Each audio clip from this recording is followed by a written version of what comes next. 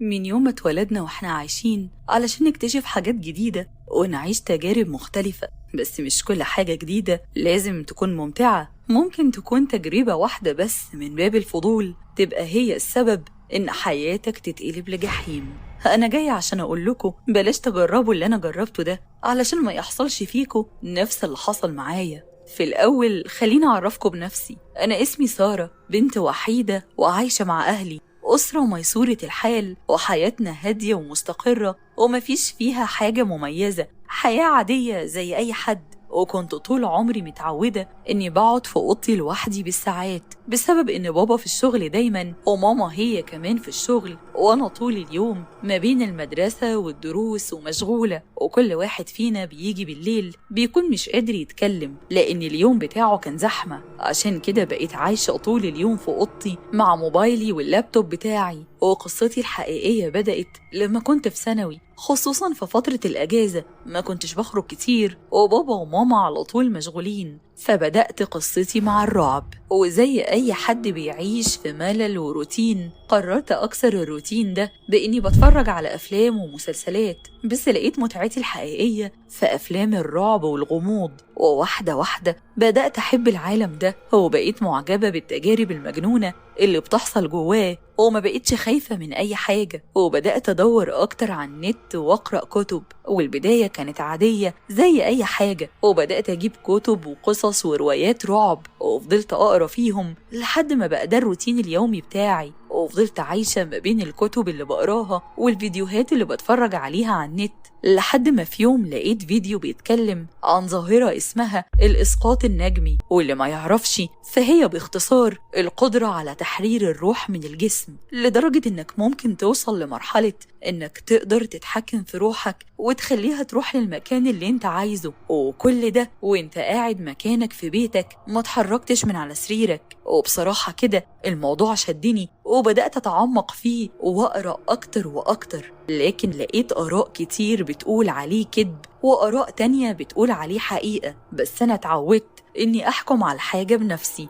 وفعلا بدأت أدور أكتر على طريقة الإسقاط النجمي، ولقيت طرق كتير، منها اللي بيقولك تفضل باصص في المراية فترة طويلة وتغمض عينك بعدها وتتخيل نفسك على الجانب التاني من الأوضة، ومنها اللي يقولك إنك تتخيل جسمك بيتمدد وإنت على السرير، واللي يقولك تخيل نفسك بتقع من على جبل ضخم وإنت نايم. وبيني وبينكو أنا ما كنتش مقتنعة بكل الكلام ده، علشان كده قررت أجيب أصل الموضوع من الكتب، وبدأت أدور على جروبات وتجمعات ما بين فيسبوك وما بين التليجرام، وأسأل الناس أكتر وأكتر وأشوف أي حد بيتكلم عن الموضوع ده، لحد ما لقيت شخص عامل أكاونت باسمه مستعار داخل يكلمني ويقولي إنه معاه الطلب بتاعي. ولما سألته وانت عرفت منين أنا بدور على إيه، قال لي إنه شاف في الكومنتات وفي ناس قالت له إني بدور على كتاب بيتكلم عن الموضوع ده. وساعتها قلت له أنا عايزة الكتاب اللي معاك، لكنه حذرني وقال لي لازم أخلي بالي لأن الكتاب ده كتاب ملعون.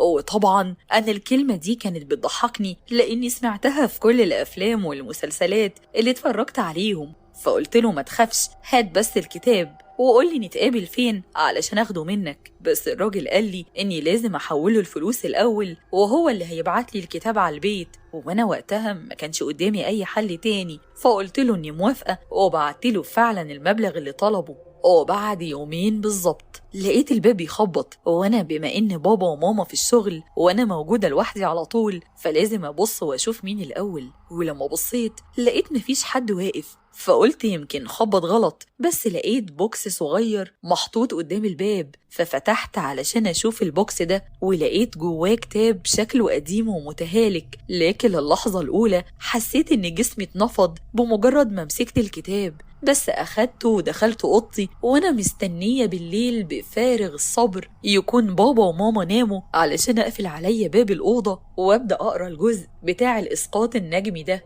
وفضلت مستنية لحد ما جت اللحظة المناسبة بالليل، وقفلت باب الأوضة وبدأت أقرأ، ولقيت إن أول حاجة لازم تتعمل إني أطفي النور كله وأولع شمع وأعمل بيه دايرة، وبدأت أنفذ اللي مكتوب في الكتاب بالظبط، وعملت الدايرة من الشمع وولعته ورسمت الرسمة اللي كانت موجودة في الكتاب زي ما هي بالظبط، وقعدت في النص وأنا ماسكة الكتاب وبدأت أردد الجمل اللي كانت مكتوبة فيه مرة في مرة في مرة. حسيت بهوا جديد في الأوضة مع إني قافلة الشبابيك، وفجأة الهوا ده طفى كل الشمع اللي كان حواليا، وأنا فضلت قاعدة مكاني والأول مرة أحس بالخوف ده وإني مش قادرة أتحرك، وحسيت كأن الحرارة بتعلى في المكان كله. فضلت أقول لنفسي أعوذ بالله من الشيطان الرجيم، أعوذ بالله من الشيطان الرجيم، وقلت لازم أولع النور وخلاص. لكن زرار النور مش شغال، أنا شايفة النور من تحت باب الأوضة شغال بره،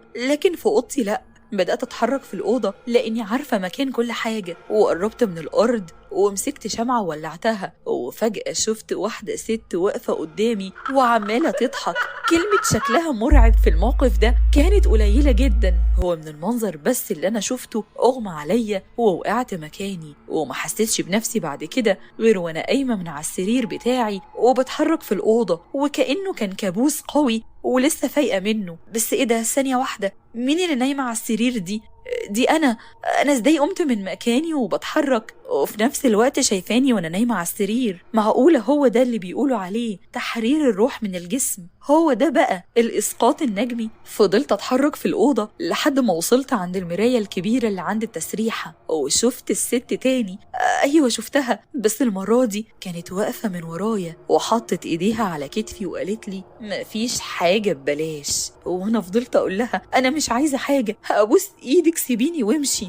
لقيت نظرتها اتغيرت وقالت لي انتي اللي جبتيني لهنا وانا مش همشي غير بمزاجي. وبدأ صوتها يعلى، وفجأة اغمى عليا مرة تانية، ولما صحيت لقيت نفسي في السرير زي ما انا، وما بقتش عارفة اللي انا فيه دلوقتي ده حلم ولا حقيقة، ولا اللي حصل معايا ده كان ايه بالظبط. وفضلت قاعدة في اوضتي خايفة اخرج لحد ما ماما رجعت من بره، وعلى طول جريت وقلت لها ووريتها اثار الرسمة والشمعة وكل حاجة. وماما قالت لي اننا لازم نروح لشيخ علشان يعرف ايه اللي حصل ده، وسألت واحدة صاحبتها في الشغل على شيخ يكون كويس. وبعد فترة قدرنا نعرف مكانه ورحنا له، والشيخ لما سمع الحكاية قال لي إني فتحت بوابة وعملت الصفقة مع شيطانة بإني أحضرها للعالم بتاعنا، وفي المقابل هتديني قدرة إني أحرر روحي من جسمي، ونصحني بالأذكار والقرآن وإني أحصن نفسي على قد ما أقدر، وأحاول ما نمشي في الأوضة لوحدي، وأشغل قرآن في البيت باستمرار. وأنا سمعت نصيحته وعملت بكل اللي قاله، لكن الموضوع اتكرر بعدها مرة واتنين لحد ما اتعودت عليه، وبقيت أخاف أنام وأخاف أقعد لوحدي في البيت، وبخاف حتى إني أفكر في أي حاجة. وفي الوقت اللي أنا بحكي لكم فيه دلوقتي ده أنا بقالي أسبوع عايشة كويسة ومفيش حاجة بتظهر لي، بس من جوايا حاسة إني ما بقتش زي الأول، ما بقتش الإنسانة المتفائلة اللي بتحب الحياة. عشان كده بنصحكم بلاش تفتحوا باب انتوا مش قده، وبلاش تجربوا حاجة انتوا مش عارفين نتيجتها ايه كويس، لأنها في الآخر حولتني لبقايا إنسان.